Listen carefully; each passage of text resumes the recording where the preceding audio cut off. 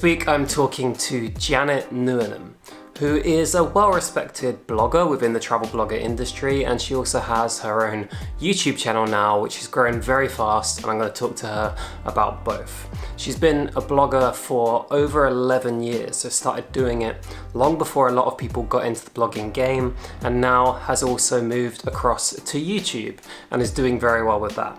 So in this talk, I wanted to get her perspective on, should you start a travel blog right now, or should you be starting a YouTube channel, and why she's decided to move to YouTube. Without any further ado, I'm going to jump straight into it and do a Q&A with Janet Newenham.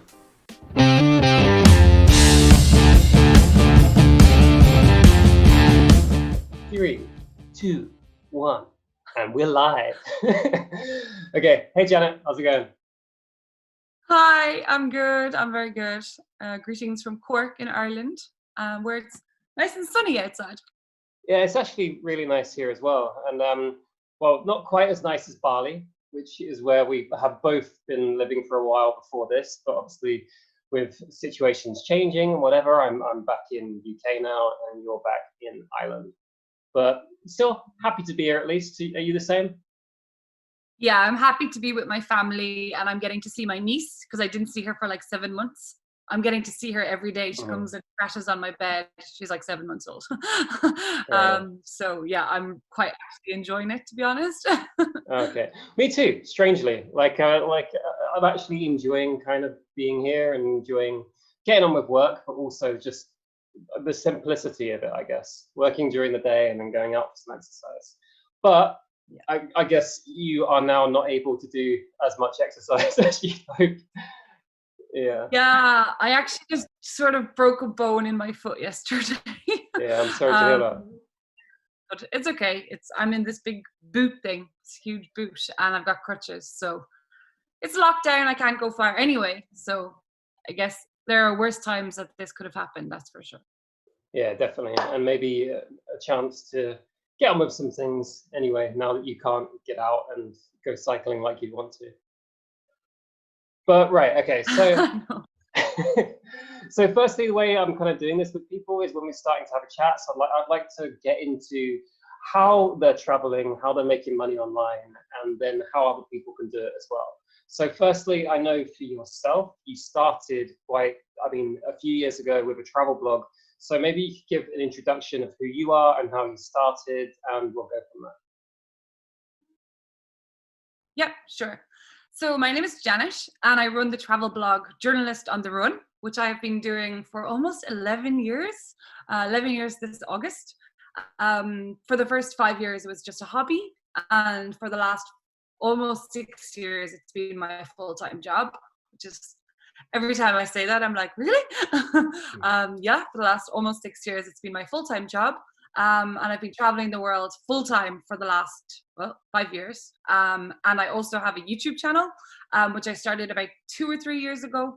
And that's growing quite fast. It's like a travel YouTube channel. And then I also have a separate channel where I teach social media marketing. And you've really because I've known you for a couple of years now, and you've really kind of, done quite a few different things in that time. You haven't been afraid to go into something new. So I know you had your travel blog, which, like you said, you started 11 years ago, and that was your main focus. But then you also created a Bali-focused travel blog and an Ireland-focused travel blog, and now you've got a YouTube travel channel and even a new social media channel as well.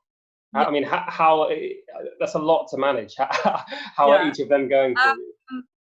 I do juggle a lot of things, and I think sometimes I probably take on too many things, but I love working on new projects. I think every time I start working on a new project, I feel more motivated, and I feel the same passion that I felt all those years ago when I was starting my original travel blog. And sometimes with my main travel blog, because I've been doing it for so long, I do lose the passion a tiny bit, so I like to sort of play around with new projects.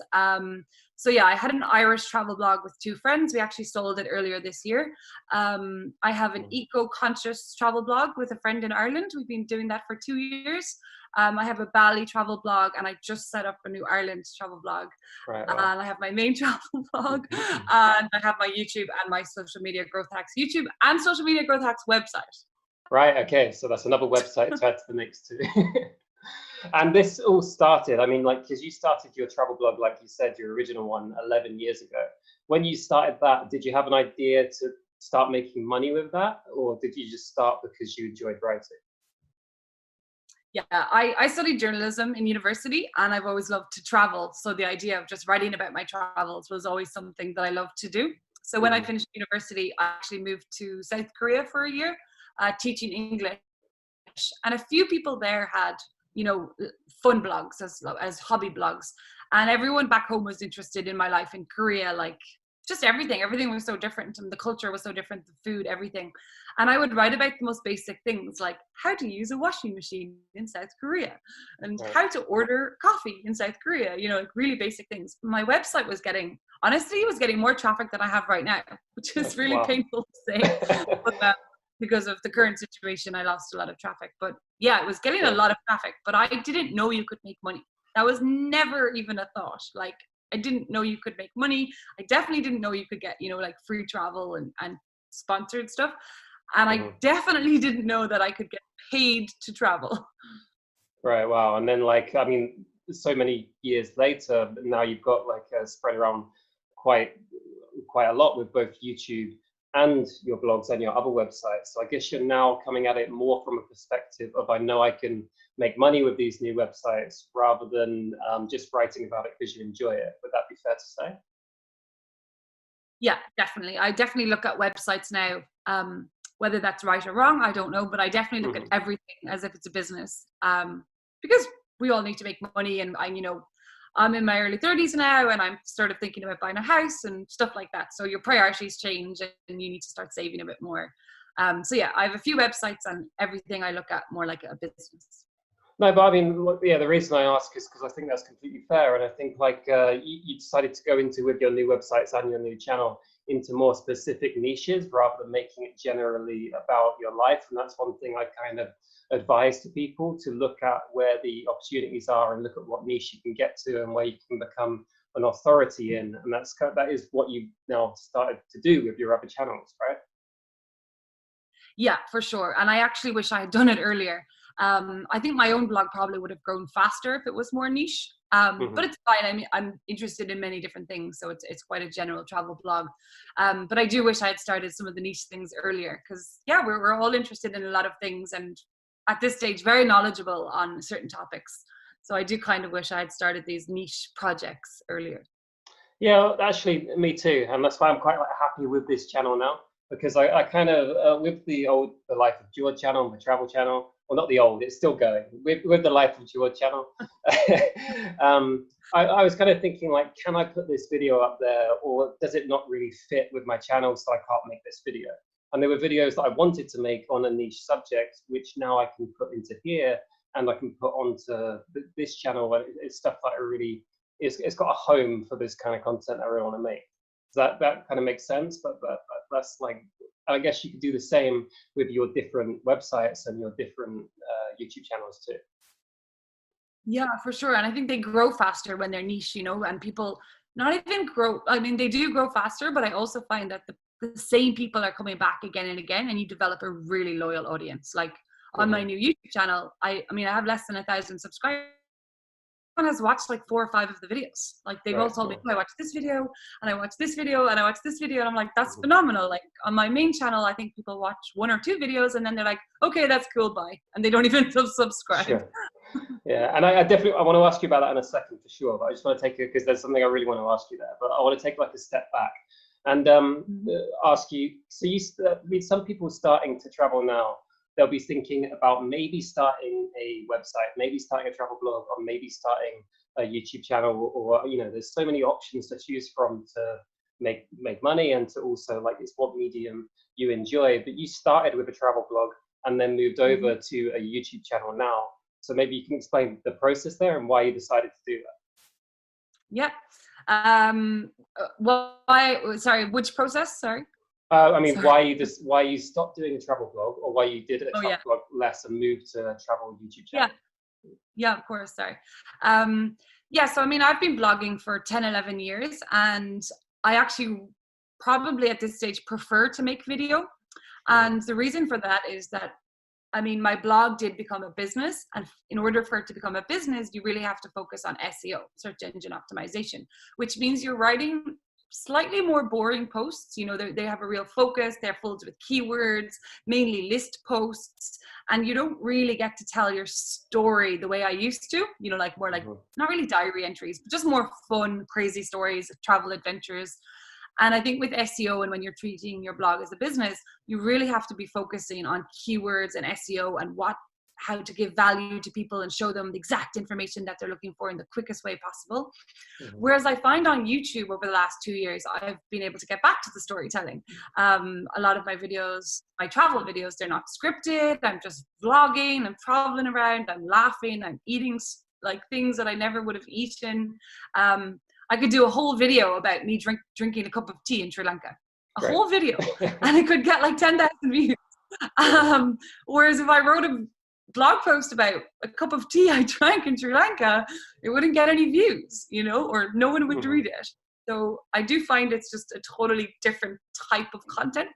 And some different types of content work for different types of people. So some people would prefer the blogging. They're like, you know, they're like, okay, I want to sit down. I want to know what I'm writing. I want to know how to do it.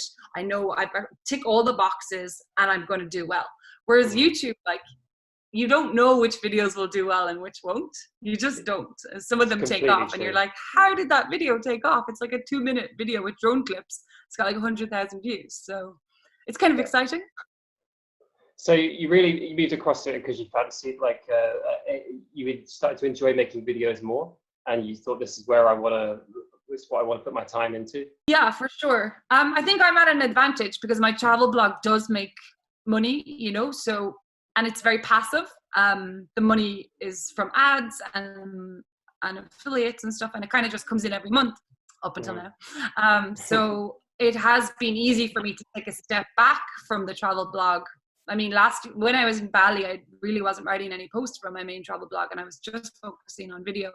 So it has I'm not worried about the money. So the money was coming in, and then I was just able to focus all my time on the video. So I could be more creative and take more chances and stuff like that. Sure. And so without mentioning the word, because YouTube does not like when we say that word right now, so let's even call it the flu 19. Or the current situation.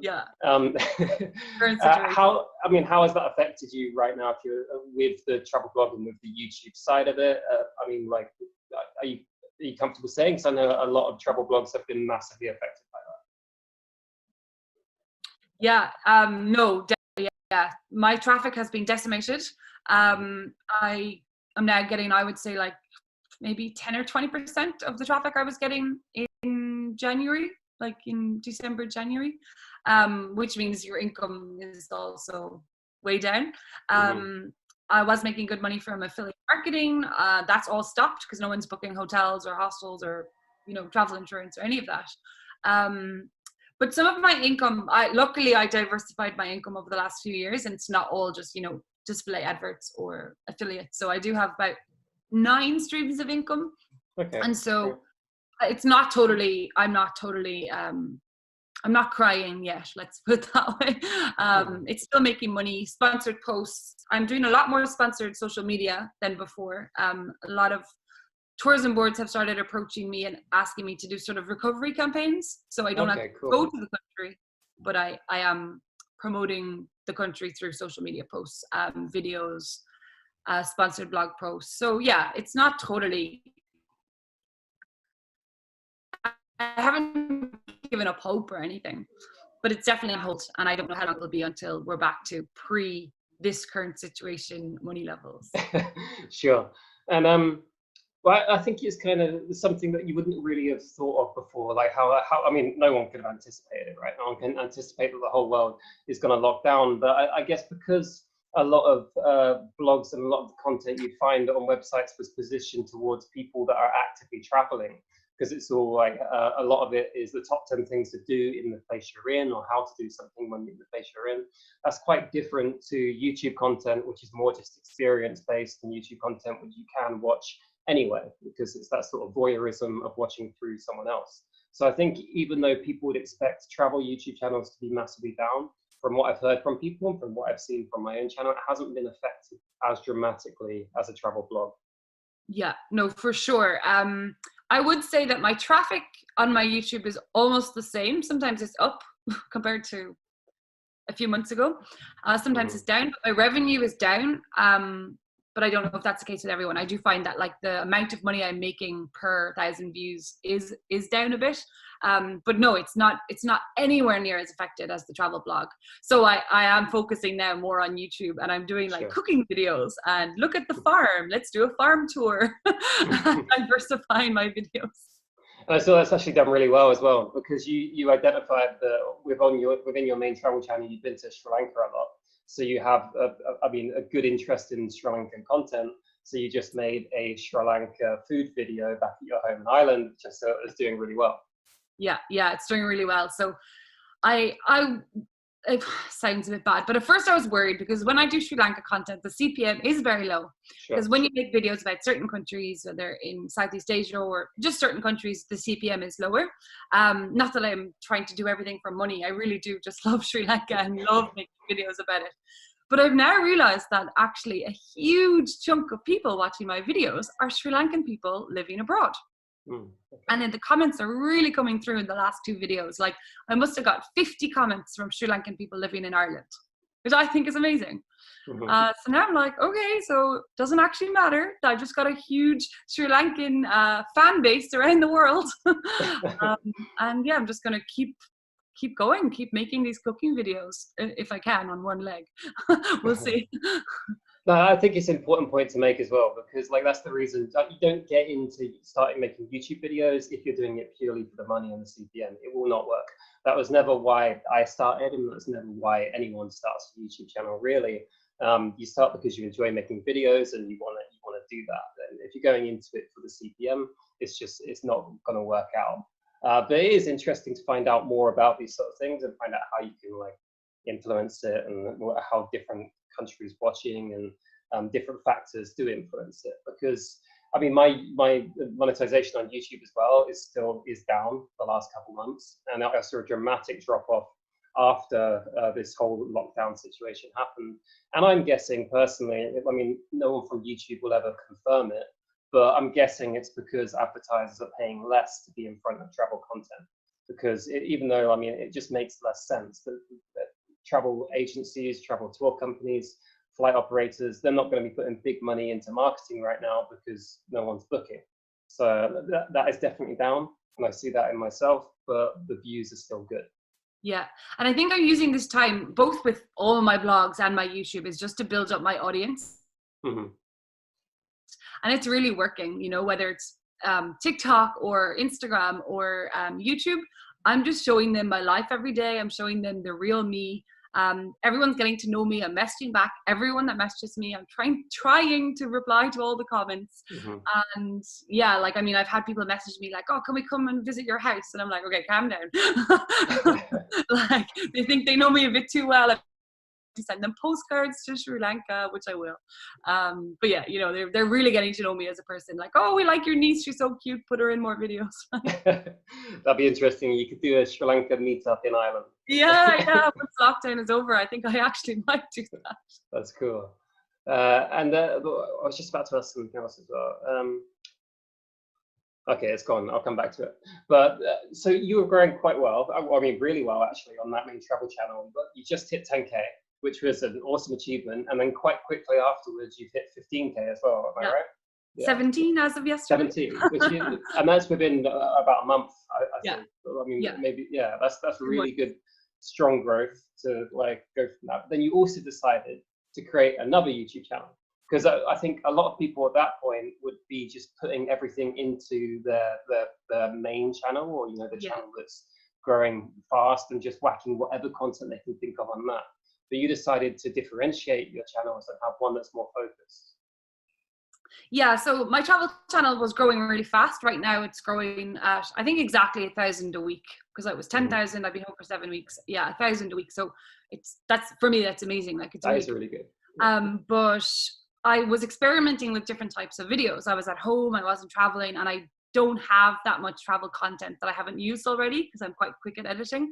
So I didn't have this big buildup of footage that I could keep uploading. So I started making videos about how to make money online, or I tried to use Fiverr and this is what happened, and this is how you can go teaching abroad, and kind of like the videos you're making on your channel. But I was like, my audience isn't really into this. Like, they like travel, they subscribe to me for travel, and I don't want to put them off. Like, I'm just starting to grow. So yeah, I decided to set up a new channel and mainly focus on social media marketing. So how to grow your Instagram, your YouTube, and your blog. So blogging as well. Because like I said, I've been blogging for 10 years and I just feel like I know almost everything there is to know about blogging. And I just wanted to pass on all that information. And yeah, it's doing really well. Like, so, and I think it was the best idea ever. I wasn't sure at first. I was like, oh, I don't know if this is a good idea now, but now it's the best idea ever. So some days I feel like making videos about social media marketing and I'm super passionate about it. And other days I want to just go cooking or do a farm tour or, whatever. And I put that on my travel channel. Sure, and it gives you the freedom to do both. And I'll say to anyone watching, by the way, like, go and check out that channel, because Janet has given talks about this stuff. She's been doing it for the last 10 years, and now she's sharing that experience for free on her channel, and a lot of stuff's going up there. So go and have a look, because there's a lot of information that will be really helpful for you. No, it is really cool though. Like, I genuinely think it's a great idea, and it kind of gave me the idea to start this channel as well, just to have a space where I can start putting all the things that I want to, that are really focused on this kind of niche. Yeah. So I mean, if someone was starting right now, and if they were going to start out, could you say, or would you say to them whether they should start just purely looking at it from how is this going to get me traveling, and how am I going to be able to afford to pay for my travels? Would you start a travel blog right now, or would you start a YouTube channel? Oh, it's so hard. Like, I don't know. I think blogging is for some people. I think, if you're a good writer and you enjoy writing, you probably will do better at blogging, because some people, like, I feel a lot of people are quite scared to be on camera, and they feel they're not confident enough, and they're also quite scared of the editing, which personally I think is super easy, and everyone could just learn iMovie in like one day, or Final Cut Pro or whatever. But anyway, people have it in their minds that, oh no, video editing, that's hard. Whereas it does seem for a lot of people that sitting down and writing an article for 5 hours, isn't as difficult. There is a lot to blogging though, when you get deep into the SEO and the link building and the guest posts and all this, it gets quite technical. I mean, if you were actually thinking about making money in the long run. Whereas I think YouTube could actually be a bit easier. All you really need to know at the start is, like, you could even use your phone. You pick up your phone and record a video and upload it on a YouTube channel. Like, it's super simple. And I've just seen so many channels because I'm trying to teach people about YouTube growth, and like, I'm not that big. I'm like nothing compared to your main channel. But weirdly, like, I'm now getting messages from people. Like, I got a message yesterday asking me to do a corporate training on YouTube. How amazing is that? Like, someone wants me to do a corporate training for business, teaching their entire team how to do YouTube. And I'm like, me? Wait, me? Like, but it's just about putting yourself out there and being like, yeah, I'm the authority. Me, I'm the authority. And I don't know, sort of faking it till you make it, I guess. Yeah, I mean, it kind of is, but also kind of isn't. It's just like, if you could disseminate information and give it to people and make it understandable, and you can put it into a video format where people can watch it and get that information, then you could become the authority in that niche. And that's what you're doing. That's what, I mean, a lot of people could do very well. You don't have to. I think a lot of people think they need to be a real expert before they can talk to something, but you just need to talk about it consistently in front of camera, and you just need to consistently improve. And obviously, sometimes you'll make mistakes, sometimes you get things wrong. But as long as you're always admitting to those mistakes and improving your videos, then the top CEOs or the top orators in the world still make mistakes. But if you're always talking about something, people will see you as an authority. Yeah. And the other thing is, I do a lot of research for each video that I do. Like, I'll watch like the 10 top videos already on YouTube, and I learn so much from those videos. I'm always taking notes, like, I mean, not copying, but trying to think of what they left out. Like, oh, they didn't talk about this, or they didn't talk about this. And I don't know, I just feel like I'm learning so much. So before I do a video, I try and learn as much as I can about that topic. and then I do the video. And because of that, I've seen all these YouTubers, like this one girl, she started like a month ago and she already has 20,000. And I'm like, wow, how did she do that? Like, you know, it's trying to learn from them and then teach people how to do it. This is also another reason I wanted to talk to you and get you on this channel as well, because there's a real difference between people that have got 5 million subscribers that started it 10 years ago, teaching you how to grow on YouTube, compared to someone that's starting now or grown now on YouTube within the last 6 months to a year. And I mean, you have that experience. You're growing right now on YouTube, and you've done that on one channel and you're doing it on another channel. So for someone that's starting a YouTube channel right now, what would you say to them to grow? I mean, obviously it's quite hard. There's lots of things, but if you could maybe just say a few things that they could be doing to help start their channel. Yeah, I mean, if you're just starting, like try around with loads of different styles. You know, for example, if you're doing travel style vlogs, you can easily just sit down in front of your camera and be like, okay guys, I'm going to talk about the 10 reasons I loved the Philippines, or, you know, whatever country you want to talk about. You don't even need footage. You need nothing. Just sit down in front of your camera and record. Or you could do one where it's like, you know, drone shots and all your previous footage. But there's lots of different styles, and you'd be surprised the ones you don't think will take off will. So I do think it's important to try different styles. And then once one of them takes off, like a week ago, I did a cooking video and it took off. So literally 2 days later, I'm like, another cooking video, quick. Never done a cooking video before, and I got 20,000 views in 12 hours. So I need to do another cooking video quickly. Definitely, like even on my second channel, I noticed that people are obsessed with Instagram. How do you grow on Instagram? How do you get followers on Instagram? And like you just said, the people that have already 100,000 or 200,000 followers, they got them like 5 years ago when it was easy. Like right now, it's easy to get followers on TikTok. If you're searching in 2 years' time, like, oh my God, that person, Charlie D'Amelio, has 41 million followers on TikTok. Like, how did she do that? It's not going to be the same in 2 years. Like, it's not definitely not probably going to be easy to get 41 million followers on anything. Like, so yeah, like you said, it's so important to see what people are doing right now. Like, what is working right now this week? How are people growing this week and this month? And like you said, certain things you should not be mentioning and should not be talking about because YouTube will promote. Whereas other things are doing well and people are really interested in it. And yeah, I think if something is doing well, go with it. Just go with it and write it, and play around with lots of different topics and lots of different styles like this, Zoom interviews, collaborating with other YouTubers or creators. That works really well, actually. That's probably my number one advice, collaborate. Most of my videos, I'm trying to collaborate because everyone's in lockdown and everyone's free. You've got free time. So no one really says a no to an interview right now. It's true. And like this whole Zoom format, it's quite easily created content, because I think there is kind of a shift away from having really, really highly produced content. You don't need it right now. Everyone's kind of on this level playing field where you can just have a conversation, talk into your camera, and people are resonating with that because that's the situation we're all in.